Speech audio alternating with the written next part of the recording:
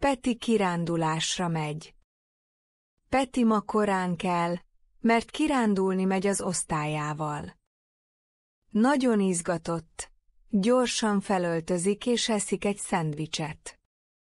Anyukája becsomagol neki egy kis táskát, van benne víz, gyümölcs és egy csoki szelet. Az iskolában mindenki örül.